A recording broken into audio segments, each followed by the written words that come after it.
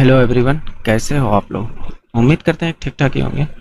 आज के वीडियो में हम लोग देखने वाले हैं आरआरबी एलपी टेक्नीशियंस भर्ती 2024 के लिए, जो कि ये प्रैक्टिस मॉक टेस्ट का ये 32वां वीडियो है, जिसमें कि हमने परीक्षा आधारित संभावित प्रश्न को लिया है, जो कि मैथ और रीजनिंग के क्वेश्चंस को करने वाले हैं।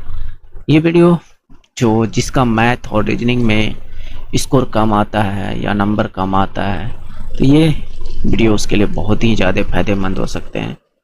और साथ ही साथ जो अच्छे हैं उसके लिए प्रैक्टिस हो जाएंगे, क्योंकि ये प्रैक्टिस क्लास है। तो चलिए देखते हैं और सॉल्व करने का कोशिश करते हैं और अच्छे तरीका लगाने का।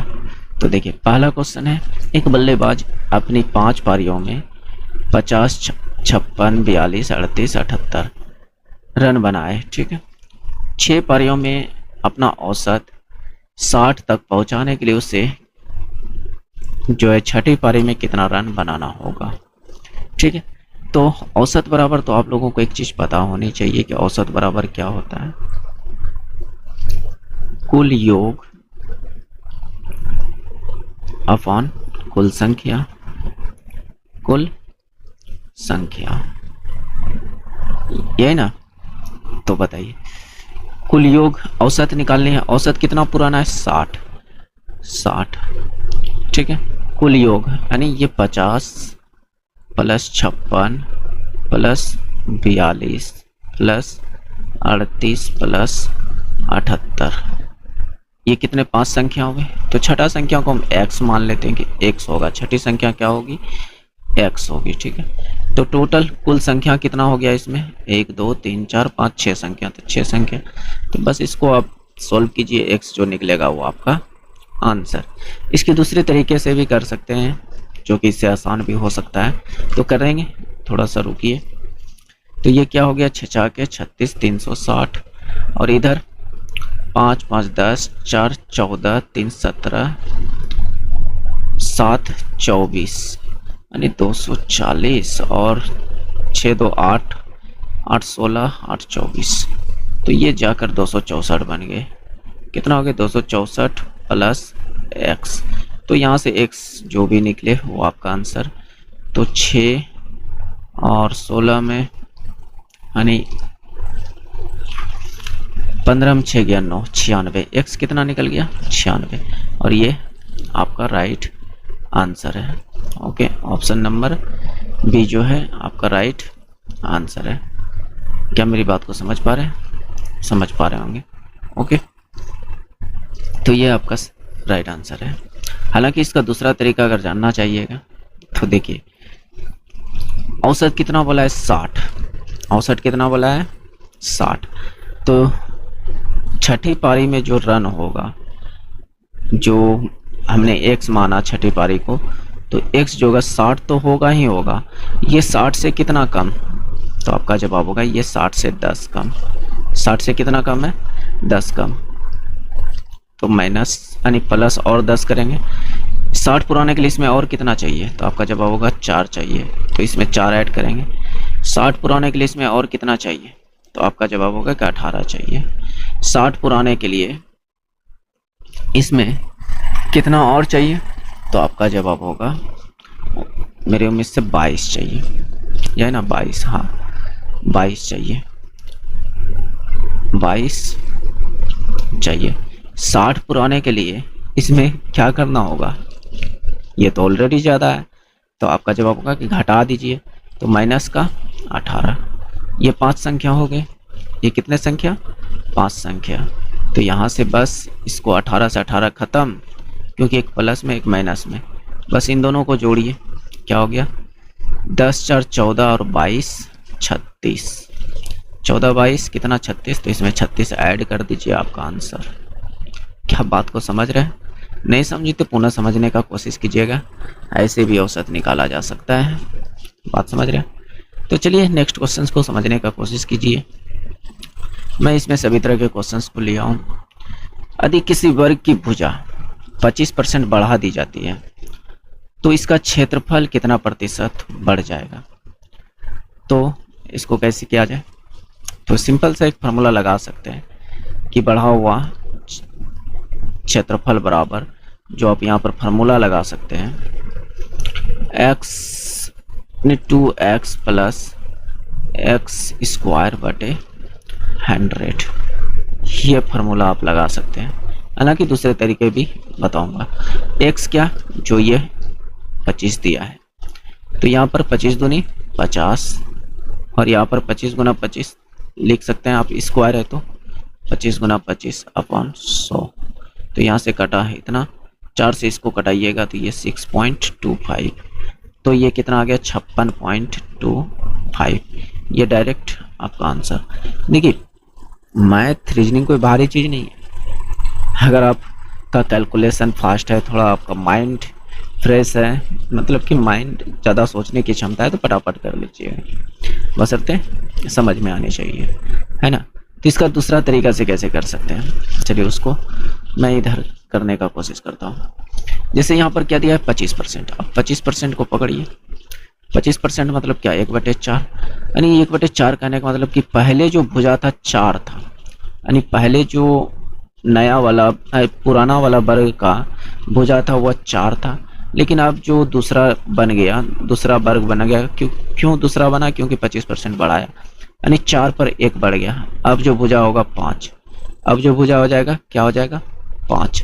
तो देखिए वर्ग का क्षेत्रफल क्या, भुजा स्क्वायर, तो 4 का स्क्वायर 16, 5 का स्क्वायर 25। तो देखिए क्षेत्रफल कितना वृद्धि हुआ, 16 से 25 हो गया, क्षेत्रफल कितना हो गया 16 से 25, तो बढ़ा कितना यहाँ पर 9, कितना पर 16 पर, गुना कीजिए 100 से, आपका आंसर। जैसे यहाँ से 4 चौके 16, 25 चौके 100, 25 नमा 225 बटे 4, इसको भी हल कीजिएगा तो 56.25, ये राइट आंसर हो जाएगा। तो ये दोनों तरीका से कर सकते हैं, हालांकि ये तरीका भी अच्छा है, अगर ये सब भूल गए तो ये काम आ जाएगा। मैंने इसमें ज़्यादा कुछ नहीं किया, इस 25% को ही पकड़ा, उसका 25% का जो वैल्यू होता है 1/4, यानी 25% को सोल्व कीजिएगा तो 1/4 आएगा। तो ये नीचे वाला जो होगा वो पुराने वाला वर्ग का भुजा होगा, और ऊपर एक बढ़ने के बाद नया वाला वर्ग का भुजा होगा। तो यहाँ पर भुजा 4 है और यहाँ पर 5 है, तो क्षेत्रफल क्या होता है, भुजा स्क्वायर यानी 4 का स्क्वायर, यहाँ पर 5 का स्क्वायर। और मैंने कुछ नहीं किया, बस इतना सा ही किया और इसे आसानी से निकल जाएगा। देखिए दोस्त, मैंने दोनों तरीक़े से इसलिए कराता हूँ कि हमारे पास, हमें पता है कि हमारे पास जो नॉर्मल स्टूडेंट ज़्यादा हैं, जो कि मैथ और रीजनिंग में कमज़ोर है, तो इसलिए मैं दोनों तरीक़ा से कराता हूँ, ताकि उसको कोई ना कोई तरीका तो समझ में आएगा। बात समझ रहे हैं? तो चलिए देखते हैं नेक्स्ट क्वेश्चंस को। एक व्यक्ति अपने समान मूल्य पर 2 वस्तुएं खरीदती है, एक को 15% लाभ पर, दूसरे को 5% की हानि पर बेचा जाता है।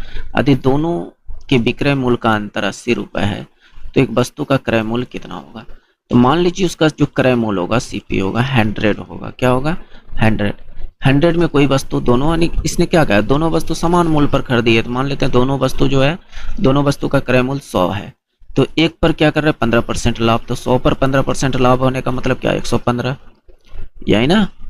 100 पर यानी 5% हानि का मतलब क्या, 100 का 5% घटा दीजिएगा तो कितना 95%। तो इन्हीं दोनों का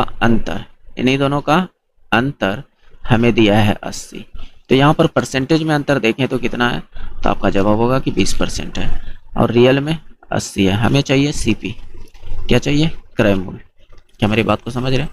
तो इसको 100 बनाने के लिए क्या कर सकते हैं, इस 20 को 100 बनाने के लिए 5 से गुना कर सकते हैं, तो ये क्या हो गया 20 25 100%, तो इसको भी आप 5 से गुना कर दीजिए 400, ये डायरेक्ट आपका आंसर। क्या मेरी बात को समझ पा रहे हैं? नहीं समझे तो पुनः मैं इसको अलग तरीके से समझाने का कोशिश करता हूँ, ठीक है।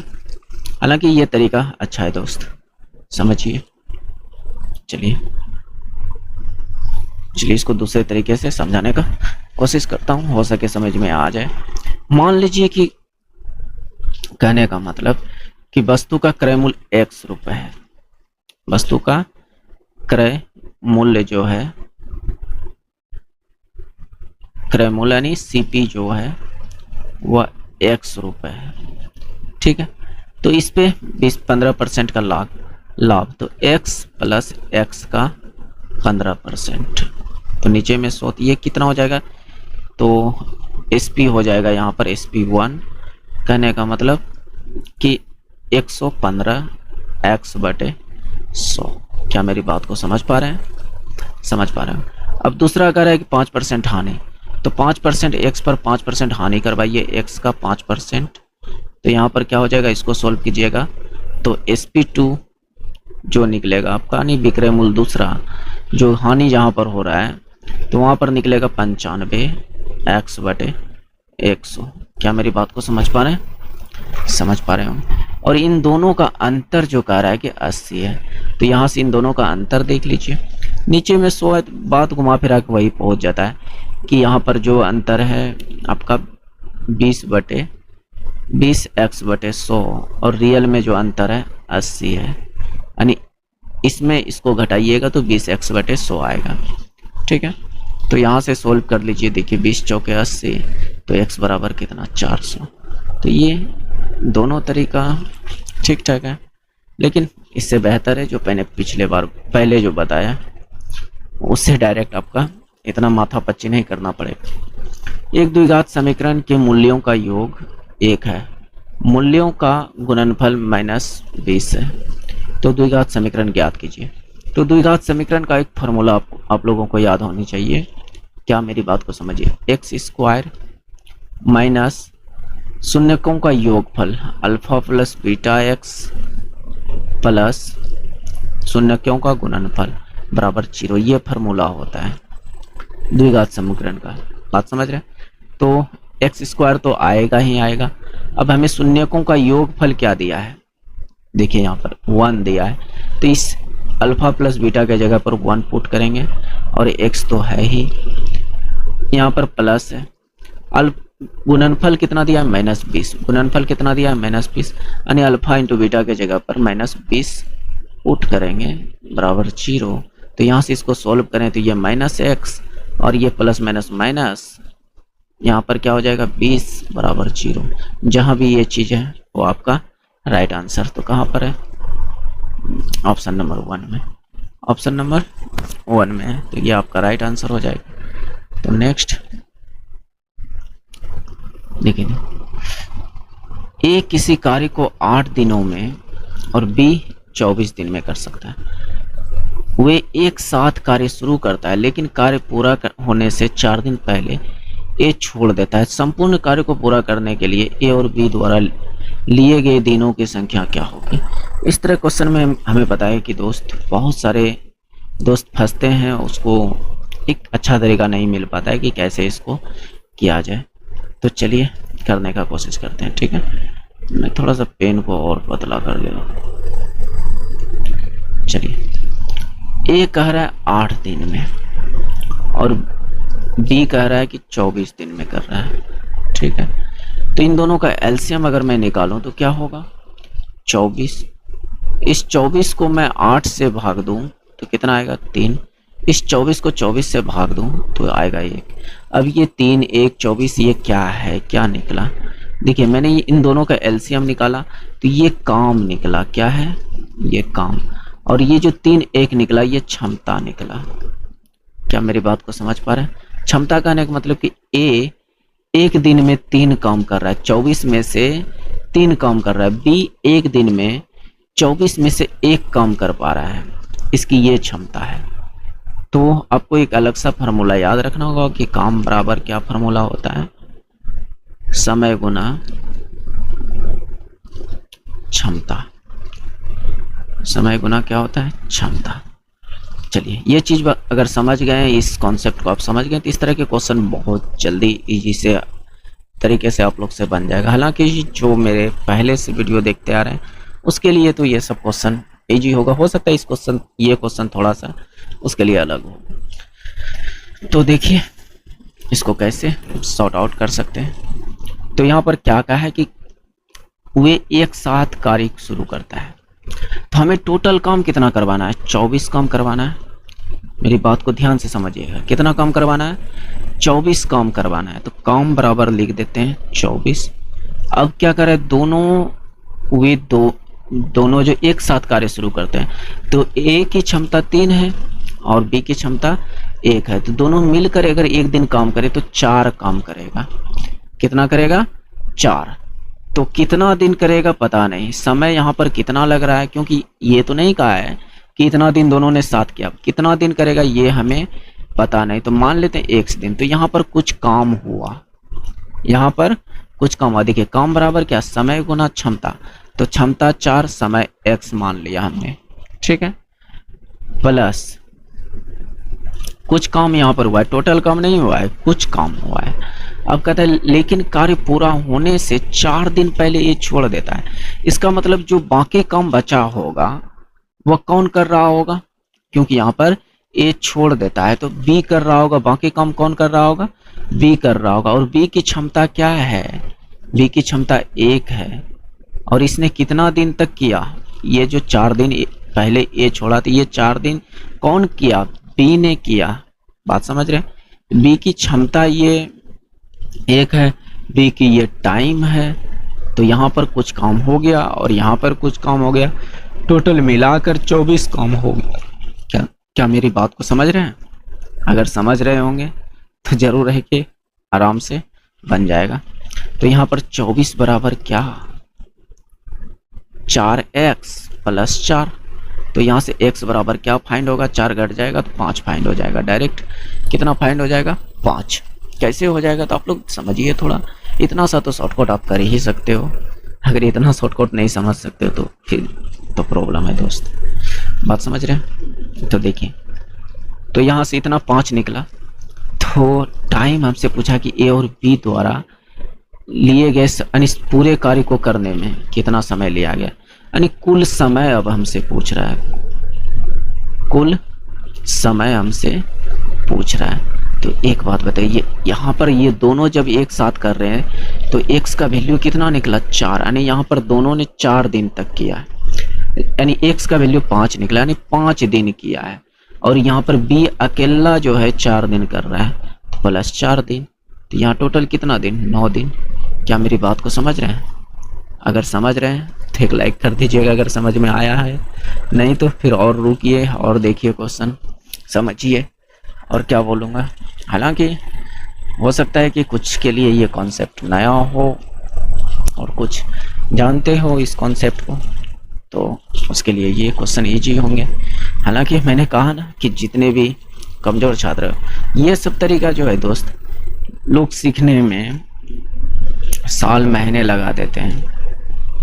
ये शुरुआती दौर में ये सब तरीका किसी को नहीं आता है। अगर आप बिगिनर हैं, अभी मान लेते हैं कि शुरुआत किए हैं एग्ज़ाम की, तो हो सकता है ये सब तरीका ना पता हो। अगर साल 2 साल आप मतलब कंपटीशन के दुनिया में तैयारी कर चुके हैं तो हो सकता है आपको ये तरीका पता हो। बात समझ रहे हैं? तो अगर बिगिनर हैं तो आपके लिए तो ये बहुत ही इम्पोर्टेंट वीडियो होने वाला है, समझिए।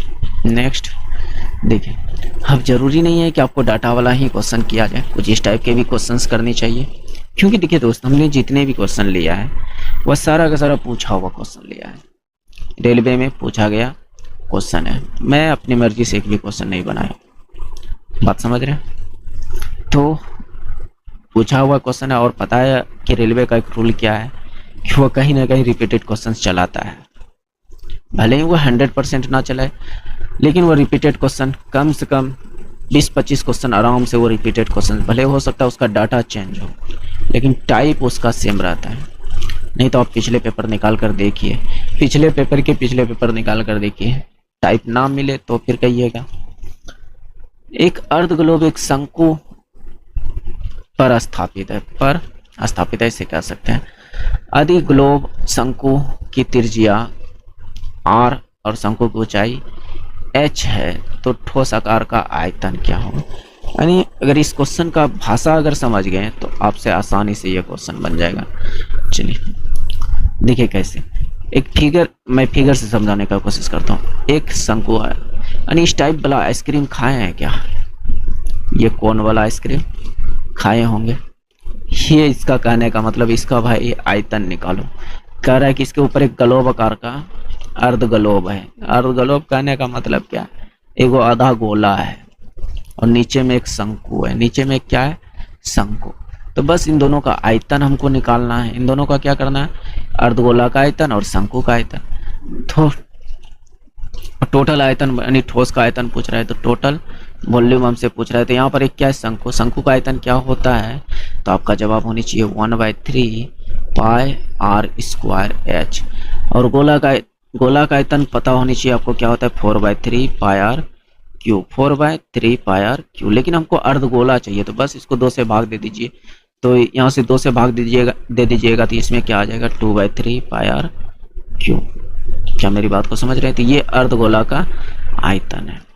तो इसका आयतन कितना 2/3 पाई आर क्यू ये होगा। तो हमसे यहाँ पर कहा है कि जो शंकु की आधार की त्रिज्या जो है और ग्लोब की जो त्रिज्या है वो आर है। क्या है, इसकी त्रिज्या, मेरी बात को ध्यान से समझिएगा, इसकी अर्धगोले की त्रिज्या और शंकु की त्रिज्या दोनों समान है, जिसको त्रिज्या बराबर आर लेनी है। क्या लेनी है, आर लेनी है, छोटी आर। और ऊंचाई जो लेना है, ऊंचाई किस में होगा, सिर्फ शंकु में होगा, क्योंकि गोला में सिर्फ त्रिज्या होती है, ऊंचाई सब उसी का सेम होता है। क्या मेरी बात को समझ रहे हैं। इसकी ऊंचाई, गोला की ऊंचाई की बात करें वो त्रिज्या ही होती है, बात समझ रहे हैं। तो इसकी त्रिज्या और ऊंचाई, शंकु की ऊंचाई, शंकु की ऊंचाई क्या है, एच। बस सेम टू सेम चीज यहाँ पर सूत्र में भी है, तो हमें पुट करने की कोई ज़रूरत ही नहीं है।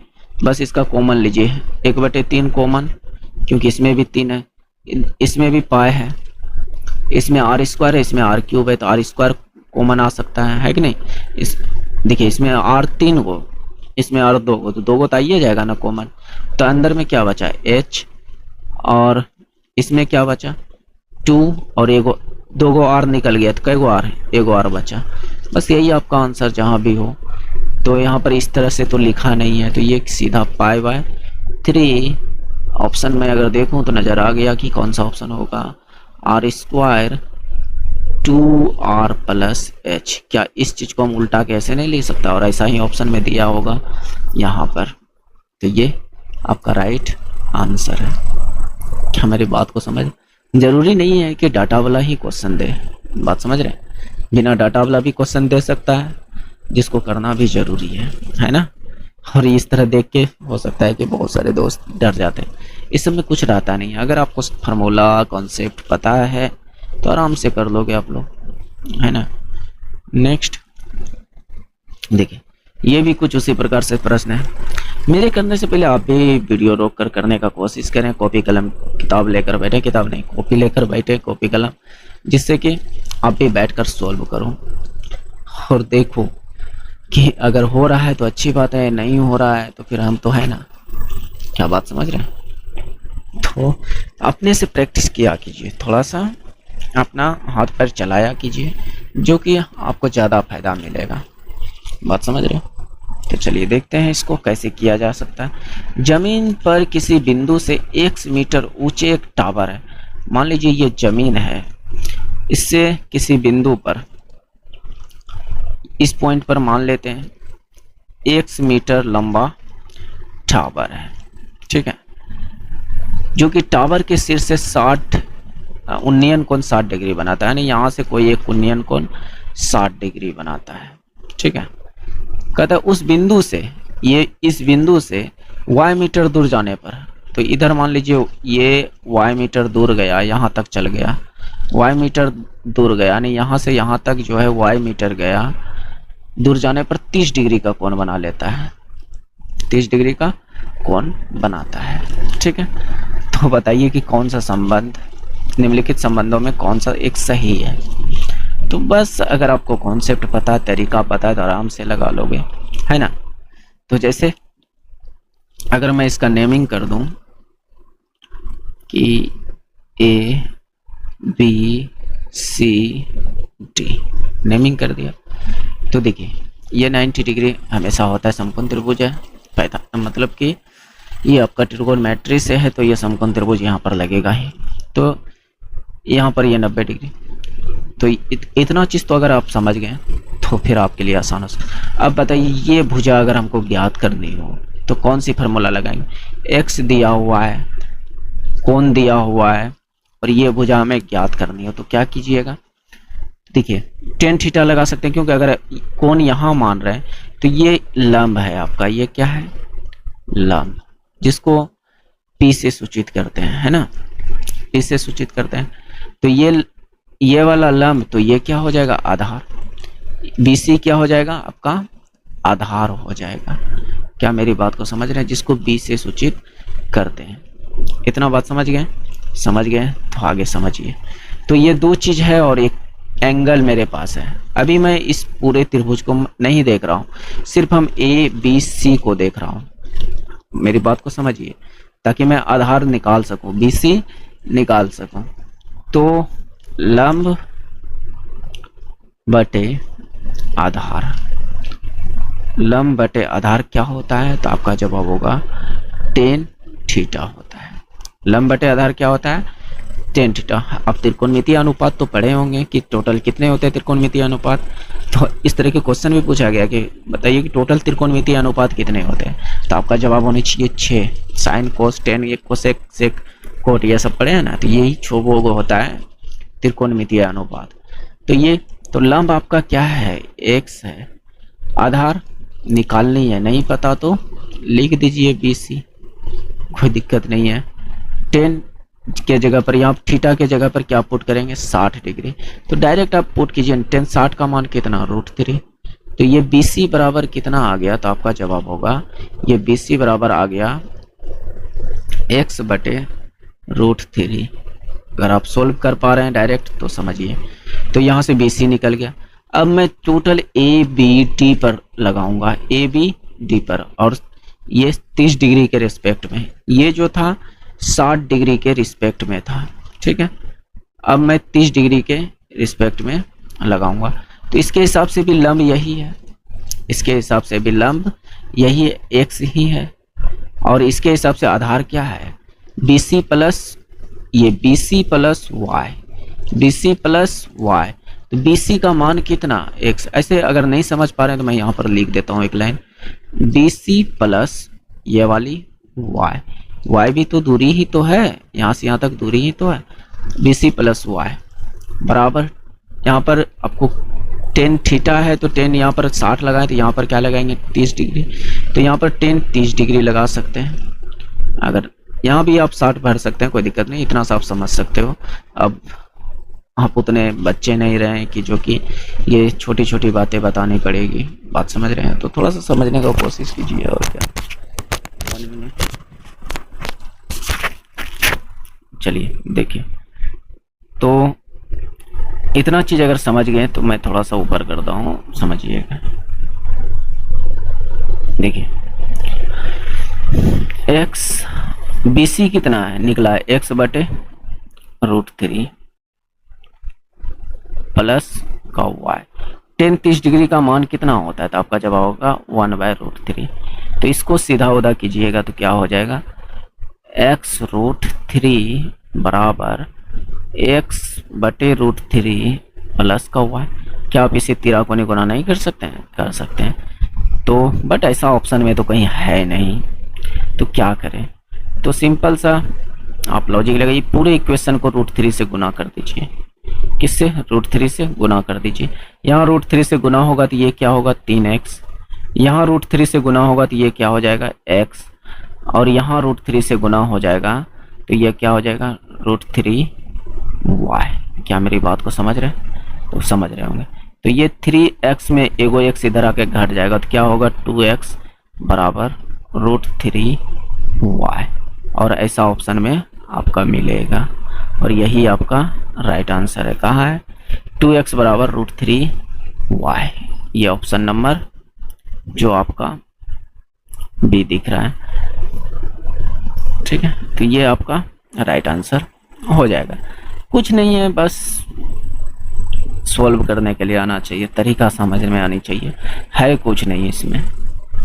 तो देखिए, समझिए, अगर नहीं समझे तो पुनः रिवाइंड करके देखिए, हो सके समझ में आ जाए। बात समझ रहे हैं? तो अगर बोलिएगा तो मैं इसका प्रॉपर त्रिकोणमिति का एक प्रॉपर वीडियो बना दूंगा, लेकिन कमेंट करके बताइएगा, ठीक है। तो जहाँ से होगा कि आपका बहुत सारी चीज़ें क्लियर हो जाएगी अगर त्रिकोणमिति में प्रॉब्लम है तो। ओके, तो ये आपका राइट आंसर हो जाएगा। इसका पीडीएफ जो है आपको टेलीग्राम पर दे देंगे, जिससे कि अगर यहाँ पर विजिबल एक साथ क्वेश्चन नहीं हो रहा है तो पीडीएफ में विजिबल हो जाएगा, तो वहाँ से देख लीजिएगा, ठीक है। अगर अभी तक आप लोग रुके हुए हैं, आपको पसंद आ रही है, तो एक लाइक कर दीजिएगा दोस्त, क्योंकि आप लोग लास्ट में लाइक करना भूल जाते हैं, बात समझ रहे हैं। तो अगर पसंद ज़रा सा भी आया होगा तो कर दीजिएगा। बाकी बात देखिए नेक्स्ट क्वेश्चंस को, आपकी इच्छा, आप लोग कहाँ लाइक करते हैं वो हमें पता है दोस्त। जहाँ करने के लिए नहीं, जहाँ भूलना चाहिए वहाँ नहीं भूलते हैं, जहाँ नहीं भूलना चाहिए वहाँ भूल जाते हैं। तो चलिए, आज हमने मैथ के क्वेश्चंस ज़्यादा नहीं लिए थे, लगभग 10 क्वेश्चंस लिए थे। उसके बाद रीजनिंग के क्वेश्चंस को लिए हैं। देखिए तो यहाँ पर क्या कह रहा है कि एक बैकग्राउंड में, यानी शब्द बैकग्राउंड में यदि प्रत्येक स्वर को उसके ठीक बाद वाले अक्षर से बदल दिया जाए और प्रत्येक व्यंजन को अंग्रेजी वर्ण अनुक्रम में ठीक बाद वाले अक्षर से बदल दिया जाए, तो इस प्रकार बने अक्षरों के समूह में कितने स्वर आएंगे। यानी तो सीधा सीधा ये सिंपल ही है, क्या है, BACK बैक GROUND, ये है बैकग्राउंड। इसने कहा कि स्वर को ठीक बाद वाले, तो जहां पर स्वर दिख रहा है उसको ठीक बाद वाले में बदल देना है। तो ए स्वर है तो इसका मतलब बी, और क्या, ओ स्वर है, ये भी बी, यू स्वर है, अच्छा बी नहीं, इसके बाद वाले में ओ के बाद क्या आएगा, पी, और यू के बाद क्या आएगा, बी। तो और कोई स्वर दिख रहा है क्या, नहीं, बदल दिया हमने। इसने यही कहा ना कि ठीक स्वर जो जहाँ स्वर दिखे वहाँ उसके बाद वाले से बदल दिया जाए और प्रत्येक व्यंजन को वर्ण अनुक्रम में ठीक बाद वाले अक्षर में बदल दिया जाए।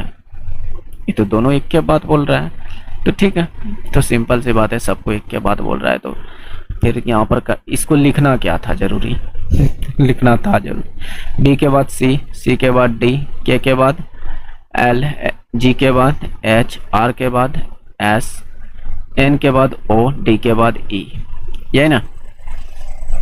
तो ये हो गया। तो अब इसने कहा कि समूह में कितने स्वर होंगे, इस प्रकार बने संख्या में जो है, इस प्रकार बने शब्दों में कितने स्वर होंगे। स्वर जानते हैं, यानी भावेल, तो भावेल कितने होते हैं, 5, ए ई आई ओ यू, यही ना होता है। तो नया वाला संख्या इसमें नहीं गिनना है, इसमें देखिए इन पांचों में से कहाँ कहाँ आया है, एक ओ आया है, एक ई आया है, तो यही 2 आया है, तो 2 स्वर बना। क्या बात समझ रहे हैं, 2 स्वर है, तो ये राइट आंसर है। तो ये सब में है कुछ नहीं, बस आप अगर भाषा की लैंग्वेज को समझते हैं तो आसानी से बनेगा। बस मैं प्रैक्टिस के लिए यहाँ पर लेता हूँ, ताकि आप लोग के लिए जो सभी चीज़ का प्रैक्टिस होते रहे, मैथ, रीजनिंग।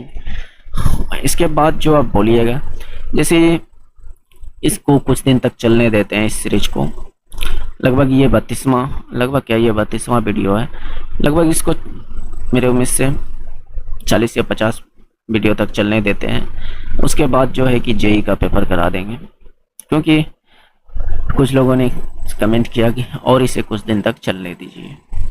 फिर उसमें मैं जेई का पेपर जब कराऊंगा प्रीवियस ईयर, तो उसमें सभी कुछ को इंक्लूड करूंगा, मैथ, जीके, जीएस, रीजनिंग, सभी चीज़ को। तो फिलहाल बने रहिए चैनल पर, देखिए और समझिए बात को, और क्या कहें। तो इसने कहा कि पहला दिए गए अक्षर समूह के युग्मों में पहला अक्षर समूह एक निश्चित तर्क के अनुसार दूसरे अक्षर समूह से संबंधित, यानी इससे ये संबंधित है, इससे ये संबंधित है। ये सब तो फालतू के लिए देता है, ऐसे भी इंसान समझ ही जाता है कि किससे क्या कह रहा है करने के लिए। क्या मेरी बात को समझ रहे हैं? बात देखिए, ये सब क्या है, यही तो कहेगा कि इससे ये होगा, इससे ये होगा, किसी ना किसी प्रकार से संबंधित। तो उस रिलेशन को ढूंढिए, फिर वही रिलेशन ऑप्शन में ढूंढिए कि कहाँ पर मिलेगा। और इस तरह के क्वेश्चंस के लिए मैं बार बार कहता हूँ दोस्त, आप जो है प्लेस वैल्यू याद कर लीजिए। बात समझ रहे हैं, प्लेस वैल्यू याद कर लीजिए, ताकि इस तरह के क्वेश्चन सेकंडों में आपसे बनने लगेगा। प्लेस वैल्यू कहने का मतलब ए से लेकर जेड तक जो आता है, ए कई नंबर पर आता है, एक नंबर पर। तो ए का प्लेस वैल्यू क्या है, एक जेड 26 नंबर पर, तो ये जेड का प्लेस वैल्यू क्या है 26। तो इस चीज़ को आप कंठा से याद कर लीजिए। हालांकि जो कोडिंग डिकोडिंग का क्वेश्चन आता है बहुत जल्दी बन जाएगा और समझ में भी जल्दी आएगा। बात समझ रहे हैं? तो देखिए इस क्वेश्चन को, जैसे यहाँ पर आर कितना पर 18 पर, ओ कितना पर 15 पर, यही ना होगा। तो कितना घटा है 3 घटा है। इसमें देखिए के 11 पर, एच 8 पर, इसमें भी क्या हुआ है 3 घटा है। तो ऑप्शन में भी 3 घटाने का कोशिश करते हैं। तो ये कितना है 26 एक 27, ये है 24। तो यहाँ भी 3 घटा है। अब यहाँ पर कुछ लोग कह सकते हैं कि ए 27 कैसे लिख दिए। देखिए जेड के बाद ए आता है, जेड 26 पर और ए 1 पर, तो टोटल कितना हुआ 27। बात समझ रहे हैं? तो इसीलिए मैंने ये 27 कहा। तो इस चीज़ को समझिए। तो यहाँ पर तो ठीक है। इसमें ऑप्शन नंबर बी में 12 में 3 गया 9, बिल्कुल सही है। 10 में 3 गया तो 7 होनी चाहिए, यहाँ पर 6 है। ये 10 है और ये 6 है, तो यहाँ पर 4 का अंतर, ये ख़त्म कहानी। यहाँ 18 में यानी 21 में 3 गया 18, तो यहाँ भी सही है। ये 3 ऑप्शन अभी है हमारे पास, 3 ऑप्शन है। तो बीच वाला ना चेक करके आप डायरेक्ट लास्ट वाला आप चेक कीजिए। मेरा कहने का मतलब यहाँ पर समझिए, शुरू का जो शब्द है उसको चेक कर लिया। अब डायरेक्ट लास्ट वाला चेक करते हैं। 15 से 12 आया है 3 घटा है, 4 से 1 आया है 3 घटा है। तो ऑप्शन में भी देखिए लास्ट वाले में 3 से, यहाँ पर सी यानी 26 3 29, 29 में 3 जाएगा 26, यहाँ पर है, बिल्कुल यही राइट आंसर हो जाएगा। बात समझ रहे हैं? क्योंकि यहाँ पर देखिए यहाँ भी घट रहा है। 16 में 3 गया, 16 में 3 जाएगा तो आपका कितना हो जाना चाहिए 13, जो कि नहीं है। 6 में 3 जाएगा 3, हाँ 2 ऑप्शन मिल गया। तो ऐसे डायरेक्ट नहीं मार सकते हो आप। अभी भी ऑप्शन में आपका 2 ऑप्शन बच गया है, अभी भी 2 ऑप्शन आपका बच गया है, एक ये वाला और ये वाला, नहीं 1 4 बच गया। तो अब बीच वाला चेक करना ही पड़ जाएगा। यहाँ से चेक कीजिए, 20 में 3 जाएगा 17, है ना, ये 17 पर क्यों होता है। और यहाँ पर 13 में 3 जाएगा 10, बिल्कुल यहाँ भी 3 घट रहा है। तो यहाँ पर यानी 26 2 28 में 3 जाएगा तो 25 होना चाहिए। तो ये वाला नहीं होगा, ये ख़त्म, ये आंसर। देखिए ये क्या है 26 2 28, 28 में 3 जाएगा 25, 25 पर y आता है कि नहीं, तो ये आपका राइट आंसर। तो ये सब दोस्त सिर्फ आपका प्लेस वैल्यू काम करता है। प्लेस वैल्यू जितना याद रखिएगा उतना ज़्यादा मतलब कि जल्दी बनेगा, और कुछ नहीं है। चलिए इस क्वेश्चन को देखिए। 3 कथन, जो कि ये सब तो है, 3 को कथन दिखिए रहा है, इसको पढ़ना क्या जरूरी है। मैं बार बार कहता हूँ इसमें टाइम वेस्ट होता है, इसको मत पढ़िए। हालांकि क्वेश्चन में लिखा हुआ तो मैं भी लिख दिया, लेकिन इसको पढ़ने की कोई ज़रूरत नहीं है। इसलिए मैं यहाँ पर इसलिए लिख देता हूँ ताकि आपको एग्जाम वाले फीलिंग रहे कि हाँ एग्जाम में इस तरह से पूछता है, इस तरह से लैंग्वेज फंसाता है। लेकिन ये टाइम वेस्ट है पढ़ना। अब डायरेक्ट इसने क्या कहा 3 कथन है तो जरूरी है 3 को कथन नहीं है, तो उनमें से निष्कर्ष को ढूंढना है कि क्या कौन सी सही होगी। तो चलिए इसके डायग्राम के अनुसार बनाते हैं। इसने क्या कह रहा है, कुछ भालू टेढ़ी है, यानी भालू का कुछ हिस्सा, इसको मैं भालू मानता हूँ यानी बियर, तो इसको बी से भालू मान लिया। इसका कुछ हिस्सा टैडी है, कुछ हिस्सा टैडी के अंदर आता है, कुछ हिस्सा टैडी। कुछ खरगोश टैडी है, यानी खरगोश का कुछ हिस्सा टैडी आता है, यानी खरगोश का कुछ हिस्सा। खरगोश को इंग्लिश में क्या कहते हैं, हैबिट, रैबिट। अच्छा रैबिट ही कहता होगा, पता नहीं, भूल गए, हो सकता है निकल जाए दिमाग से। तो जो भी है, तो हमने डायरेक्ट खरगोश को के लिख दिया। तो कुछ टैडी खरगोश है, इसका बन गया डायग्राम। अब इसको देखते हैं। सभी खरगोश सॉफ्ट है, सभी खरगोश सॉफ्ट है, यानी ये जितने भी खरगोश है वह सॉफ्ट के अंदर आएगा। ये जितने भी खरगोश है वह सॉफ्ट के अंदर आएगा। क्या मेरी बात को समझ रहे हैं? तो ये इसकी डायग्राम बन गया। बनने का और भी डायग्राम बन सकता है, लेकिन जो इसके कथन के अनुसार है ये परफेक्ट डायग्राम है। बात समझ रहे हैं? ये कथन के अनुसार ये परफेक्ट डायग्राम है। तो चलिए अब इसका निष्कर्ष को तोड़ मरोड़ करते हैं। कुछ खरगोश भालू है, खरगोश भालू से कोई रिलेशन है क्या, यानी ये वाला सर्किल और इस वाले सर्किल में कोई रिलेशन है क्या, नहीं है। तो 1 नंबर आंसर नहीं हो सकता है। देखिए, अब कुछ दोस्त कहेंगे हो सकता है, संभावना है। संभावना है तो अभी संभावना वाला को नहीं लेना है, बात समझ रहे हैं। हो सकता है लेकिन कन्फर्म नहीं होगा, कन्फर्म नहीं होगा। संभावना वाली बात है, संभावना वाली बात को हमेशा गलत मानेंगे क्योंकि ये पॉजिटिव सेंटेंस है। सभी टेडी सॉफ्ट है, क्या ये टोटल सॉफ्ट, ये जितने भी आपको टेडी दिख रहा है वह सॉफ्ट के अंदर है क्या? ऐसा कह सकते हो क्या? क्योंकि इसने तो कहा कि सभी खरगोश सॉफ्ट है, टेडी के बारे में नहीं कहा था कि सभी टेडी सॉफ्ट है, तो नहीं कह सकते हैं, इसमें नहीं कह सकते हैं, तो ये भी गलत। तो ना तो 1 ना ही 2। अगर इसमें रहता, जानते हैं क्या, यानी 1 और 2 होने की संभावना, यहाँ पर अनुसरण नहीं संभावना लिख देता ना, तब जाकर ये आपका ये वाला आंसर सही हो जाता। क्योंकि संभावना हो सकता है कि ये पूरा टेडी ये सॉफ्ट में घुस सकता है, और संभावना हो सकता है कि इस खरगोश को यहाँ से ना लेकर यहाँ से मैं खरगोश को ले सकता हूँ। बात समझ रहे हैं? ऐसा हो सकता है, संभावना हो सकता है लेकिन कन्फर्म नहीं, क्योंकि कथन कन्फर्म की इजाज़त नहीं दे रहा है। बात समझ रहे हैं? तो संभावना वाली बात सही हो जाता, लेकिन यहाँ संभावना है नहीं, इसलिए आप इस चीज़ को नहीं ले सकते हैं, ये चीज़ को नहीं ले सकते हैं।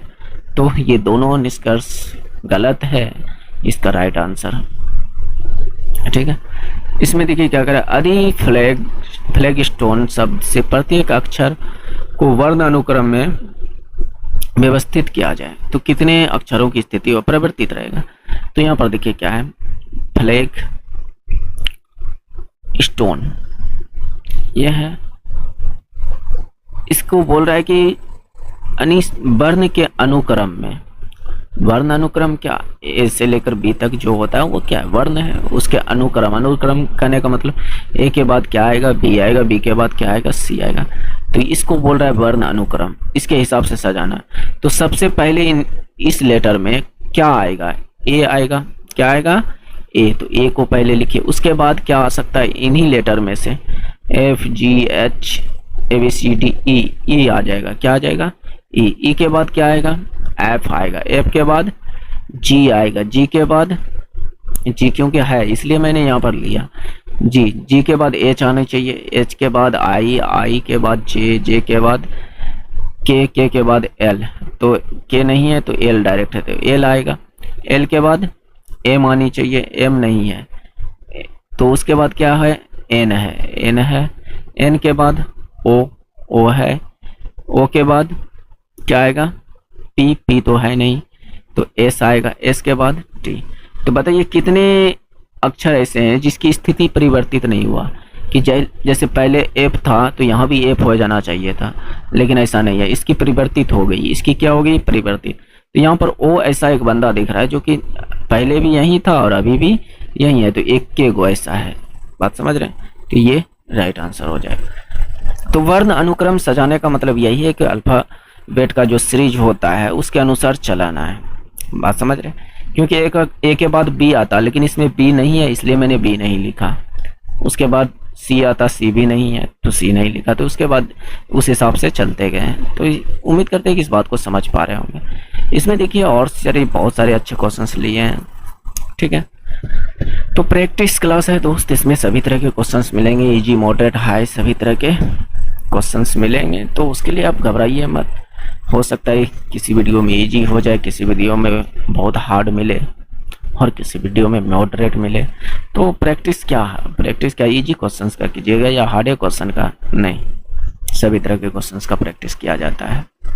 बात समझ रहे हैं? दी गई आकृति में कितने वर्ग हैं?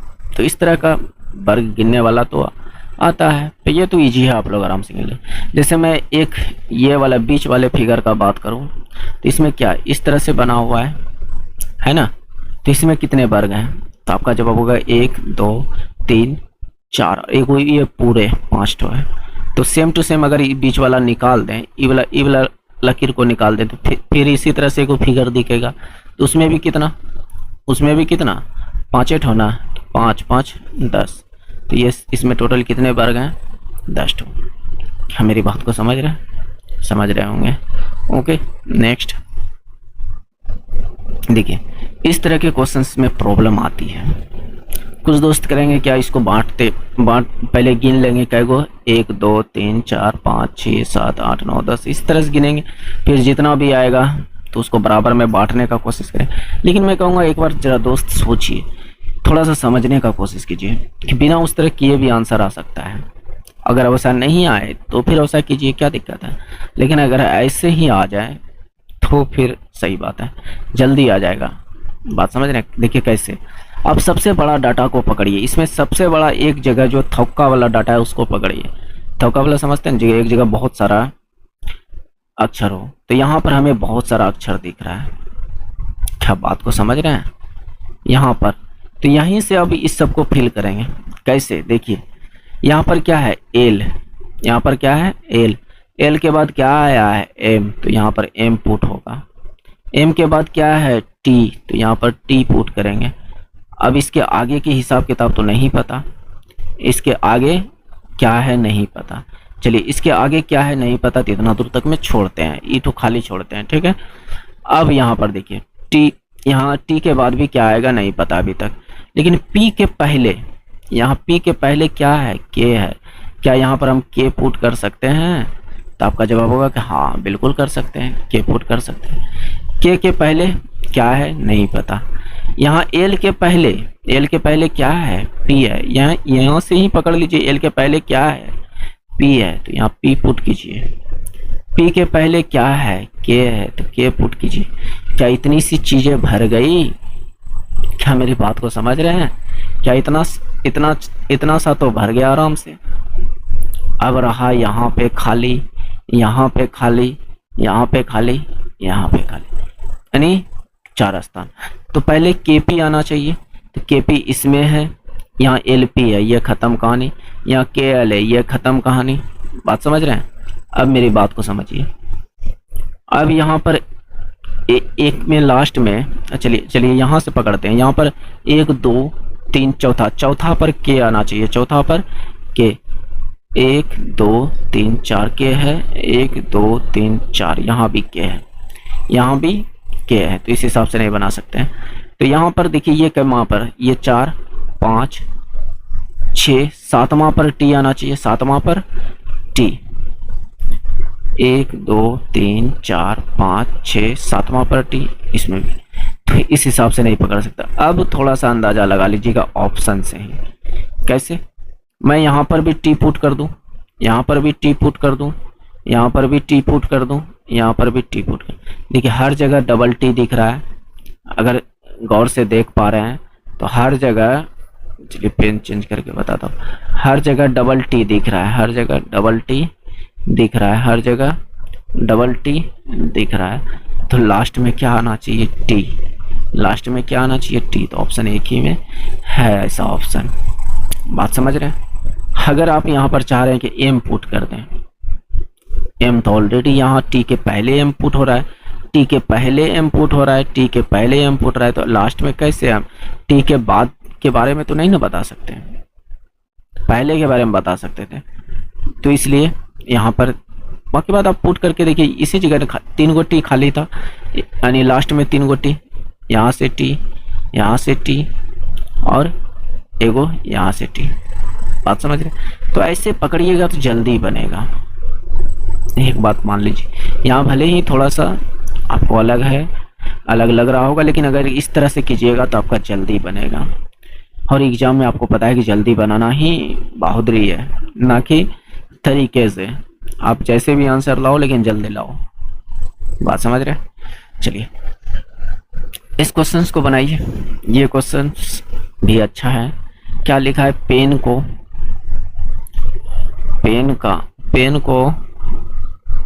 के भी एम, ये लिख दिया है पेन को। कैन को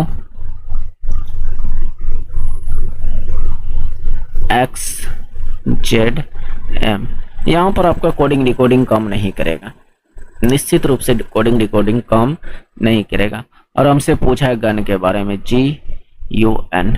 यहाँ पर जानते हैं क्या काम करता है, उल्टा काम करता है। जैसे A का उल्टा Z, B का उल्टा Y, C का उल्टा X, अच्छा D का उल्टा W, F का उल्टा U, उसके बाद जी का उल्टा टी, और एच का उल्टा एस, और क्या आई का उल्टा आर, और क्या बचा जे, जे का उल्टा के, उसके बाद एम का उल्टा एन। ये उल्टा होता है। उल्टा करने का मतलब कि इधर से गिनिएगा तो ए आएगा, लास्ट से शुरू से गिनिएगा लास्ट का पहला, तो इधर से जेड आएगा, तो यही होता है ए से जेड। तो ये उल्टा आपको याद होनी चाहिए।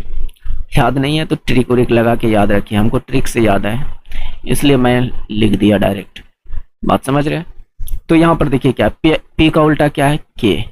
क्या यहाँ पर पी का उल्टा पी, अच्छा पी वाला नहीं आया है तो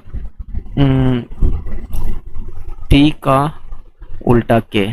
अच्छा जे का उल्टा क्यू होता है। यहाँ पर क्या होता है, जे का उल्टा क्यू, पी का उल्टा के होता है, पी का उल्टा के। तो यहाँ से देखिए मैंने ये पी के कैसे याद रखा है, पी के मूवी देखे हैं इसलिए वहां से मैंने पी के याद रखा। जे से जे क्यू से जोकर, एम एन से इस तरह से याद रख सकते हैं। ए जेड से आज, बी वाई से बाय, सी एक्स से सेक्स, डी डब्ल्यू से दूध वाला, एफ यू से फ्यूल, जी टी से जीटी रोड के बारे में सुने होंगे, एच एस से हाई स्कूल, आई आर से इंडियन रेलवे। तो इस तरह से हमें ट्रिक याद है और इस तरह से आपको भी याद होनी चाहिए। अगर याद है तो अच्छी बात है। तो यहाँ पर उल्टा काम कर रहा है, ई का उल्टा भी। क्या ई का उल्टा हमने भी लिखा है? अच्छा वो वाला भी छूटा है, तो ई का उल्टा भी होता है बिल्कुल। तो यहाँ पर उल्टा वाला काम करता है। तो जी का उल्टा टी, यू का उल्टा एफ, एन का उल्टा एम, तो टी एफ एम कहाँ है? यहाँ पर टी एफ एम।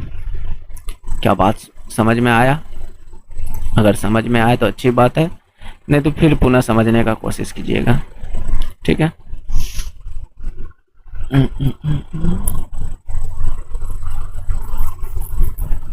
और इसमें से एगो छूटा है मेरे उम्मीद से।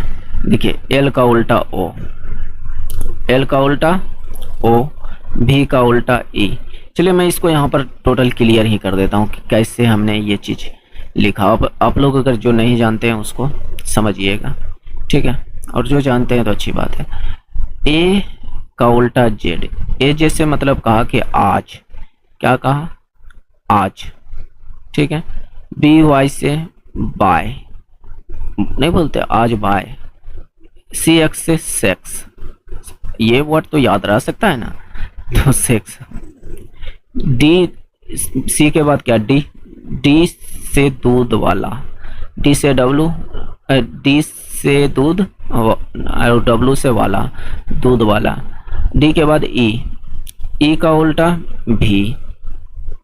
यहाँ पर मैं एक चीज और बता दूं, एल ओ भी ई, लव याद रखिएगा। एल का उल्टा ओ, भी का उल्टा ई। क्या बात समझ रहे हैं? लव, इतना सा याद रखिएगा, यहाँ पर आपका काम हो जाएगा। तो उसके बाद ई के बाद एफ, एफ का उल्टा यू, एफ यू से फ्यूल, फ्यूल मतलब समझते हैं, मतलब कि जो गाड़ी उड़ी में तेल उल डलाते हैं उसको क्या कहते हैं? फ्यूल। एफ यू से फ्यूल।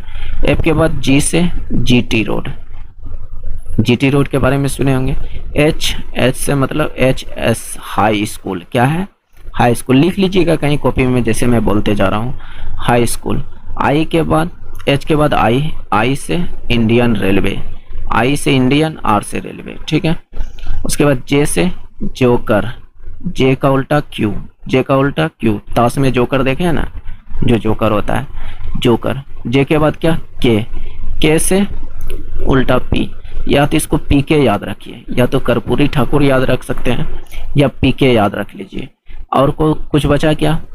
के बाद एल, एल का तो यहाँ आ ही गया, एल ओ भी। बस इतना, ये ट्रिक याद रखिए, आपको आराम से बनेगा। तो मैं बीच बीच में ट्रिक वगैरह बहुत सारी चीज़ों का बताते रहता हूँ, तो आपको यहाँ से नुकसान नहीं, बहुत ज़्यादा फायदा मिलने वाला है। तो ज़रूर दोस्त ज्वाइन कीजिए, क्योंकि हमें पता है दोस्त कि जो चीज़ आप लोग को बहुत कम समय में देंगे वो चीज़ लोग सीखने में सालों महीनों लगाते हैं शुरुआत में स्टूडेंट, बात समझिए, ठीक है। तो यहाँ पर क्या है, देखिए 7 का स्क्वायर किए, 7 का स्क्वायर किए, उसमें 7 घटा दिए तो कितना हो गया? 42। 5 का स्क्वायर किए, 5 घटा दिए, कितना हुआ? यानी 5 का स्क्वायर कितना 25, 25 में 5 घटाएं तो कितना 20। 11 का स्क्वायर कीजिए 121, उसमें आप 11 घटा दीजिए कितना होगा, तो आपका जवाब होगा 110। तो यहाँ पर क्या पुट होगा 110। क्या बात समझ रहे हैं? या तो इसका और भी अल्टरनेट तरीका समझ सकते हैं। देखिए जो डायरेक्ट होगा तरीका उसी चीज़ को हम बताने का कोशिश करें, ये नहीं कि आपको कहूँगा कि सोचिए इसका क्या होगा फलना निकलना, आपका टाइम वेस्ट करो। 7 में 1 घटाइए और उससे गुना कर दीजिए, 6 7 42। 5 में 1 घटाइए उससे गुना कर दीजिए, 5 के 20। 11 में 1 घटाइए 10, 10 से गुना कर दीजिए 110। ये 110 आपका राइट आंसर। इसको कई तरीके से बनाया जा सकता है, बात समझ रहे हैं, लेकिन चलिए नेक्स्ट। इसमें क्या हुआ है, यहाँ से देखिए अंतर 8 बड़ा है, यहाँ कितना 9 बड़ा है, यहाँ कितना 8 बड़ा है, यहाँ कितना 9 बड़ा है। तो अब क्या बढ़ेगा 8 बढ़ेगा, 8 बढ़ेगा 37 में 8 बढ़ा है, ये कितना 45। तो ये डायरेक्ट 45। Okay next. देखिए मैं इसलिए डायरेक्ट करा देता हूँ, अगर करना होगा तो आप वीडियो रोक कर आराम से कर सकते हो। क्या मेरी बात सही है कि नहीं? नहीं तो फिर आप आराम से देख सकते हो। देखिए दोस्त, अगर लगता है कि हमारी वीडियो हम जो करा रहे हैं वो फास्ट करा रहे हैं तो आप स्लो कर सकते हैं। अगर लग रहा है कि स्लो है तो आप फास्ट करके देख सकते हैं। ऐसा ऑप्शन आपके मोबाइल में होगा, आपके क्या सभी के मोबाइल में होगा, तो ऐसा कर लीजिएगा। अगर लग रहा है कि फास्ट मैं करा रहा हूँ तो आप स्लो करके देख सकते हैं, या स्लो करा रहा हूँ तो फास्ट करके देख सकते हैं, वो आपकी मर्जी पर डिपेंड है। ठीक है, यहाँ पर देखिए क्या हुआ है, इसमें 1 से भाग लगाएं तो इतना आया, इसमें 2 से भाग लगाएं तो इतना आया, इसमें 3 से भाग लगाएं तो इतना आया, इसमें 3 से भाग लगाएं तो इतना आया, इसमें आप 4 से भाग लगाओगे तो ये, इसमें 4 से भाग लगा तो इतना आया, तो इसमें अब कितना से भाग लगेगा, तो आपका जवाब होगा कि 5 से भाग लगाइए 2। तो ये आपका राइट आंसर 2 है। Okay next. देखिए ये सीटिंग अरेंजमेंट का बनाइए, खुद से भी बनाइए। देखिए परीक्षा क्षेत्र में उत्तर की ओर सम्मुख करके खड़े लोगों की एक पंक्ति में हरी पंक्ति के बाएं छोर से 7वां है। तो अगर मैं कहूँ ये बायां है और ये एक रेखा है इधर दायां, ये एक पंक्ति है, ठीक है, इधर से ये 7वां है। कौन?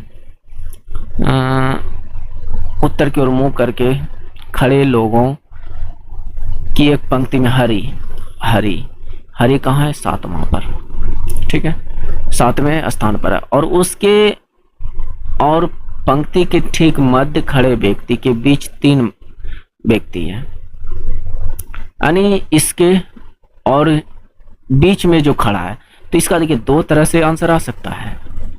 या तो यहाँ पर कोई बीच में खड़ा होगा, जो यहाँ पर कोई व्यक्ति होगा वो बीच में खड़ा होगा, और ये यानी मध्य में ये कौन है? मध्य में खड़ा होगा, और इसके बीच 3 आदमी होगा, 1 2 3। तो 3 आदमी इधर, तो 3 आदमी इधर भी होना चाहिए, क्योंकि तभी तो ये बीच में। अगर देखिए इधर से अगर मैं गिनूं 1 2 3 और हरी 1 4, तो 4 व्यक्ति इधर भी होनी चाहिए, 1 2 3 4। तो ये 4 व्यक्ति होनी चाहिए इधर भी। तो अब अगर मैं गिनूं तो यहाँ पर कितना है, गिनिए टोटल 1 2 3 4 5 6 7 8 9 व्यक्ति हो गया। लेकिन इसने कहा कि हरी बाएं से 7वें स्थान पर है, तो ये कंडीशन हम नहीं ले सकते हैं, ये कंडीशन हम नहीं ले सकते। फिर ले सकते हैं कौन कंडीशन, इस बात को समझिए। हम तो फिर ले कौन सा कंडीशन सकते हैं? तो यहाँ पर कोई बीच में बैठा होगा, मध्य में कोई व्यक्ति जो है, मिडिल में कोई व्यक्ति मध्य में बैठा होगा, ठीक है। तो मध्य में जो भी व्यक्ति बैठा होगा, तो इसके हरी और मध्य में बैठने वाले के बीच में 3 व्यक्ति होना चाहिए। क्या कह रहा है?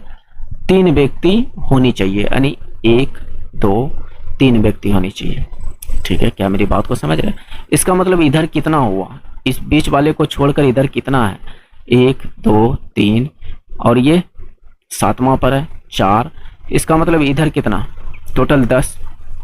कहने का मतलब इधर कितना, अगर मैं ये 7वां पर है तो ये 8वां 9वां 10वां, यानी मध्य वाले को छोड़कर यहाँ तक में कितना व्यक्ति आ गया?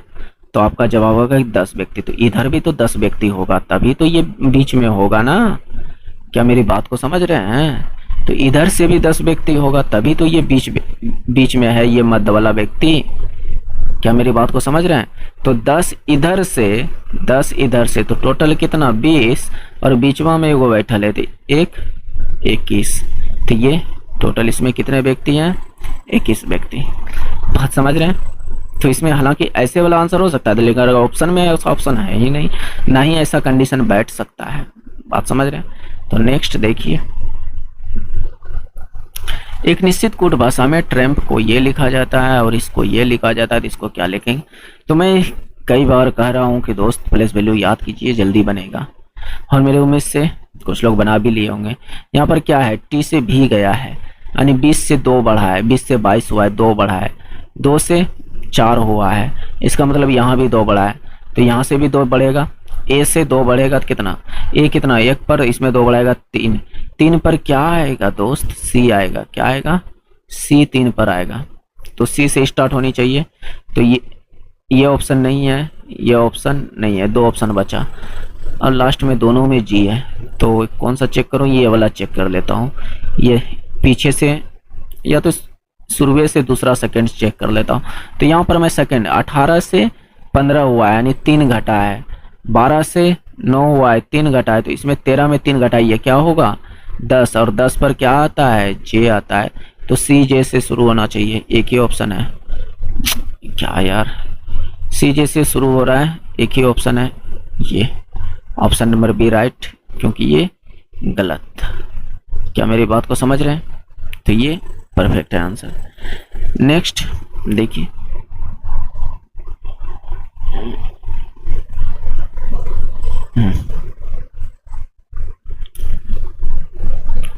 इस क्वेश्चंस को मैंने पिछली वीडियो में क्या, आज के लिए मैं इस क्वेश्चंस को रखा हूँ, इसका आंसर आप लोग बताइएगा। पिछली वीडियो के लिए जो क्वेश्चन रखा हूँ, पिछली वीडियो में जो क्वेश्चन पूछा था दोस्त, वो कौन सी क्वेश्चन थी? 1 मिनट देख लेता हूँ। अच्छा, पिछली वीडियो में यही क्वेश्चन मैंने पूछा था, इसी के बारे में पूछा था। तो पता नहीं कितने ने आंसर, क्योंकि आज मैं कमेंट को नहीं देख पाया हूँ कि कितने लोग आंसर दिए हैं। तो हालांकि मेरे उम्मीद से सही आंसर दिए होंगे। तो ये था, ये इसका आंसर आपको बताना है। इसको इनमें से क्या कहता है? प्रति यूनिट सबसे अधिक ऊष्मा उत्पन्न करेगा, क्या होगा आंसर बताइएगा। और सबसे कम ऊष्मा भी कौन सा करेगा, उसको भी बताइएगा। तो चलिए आगे।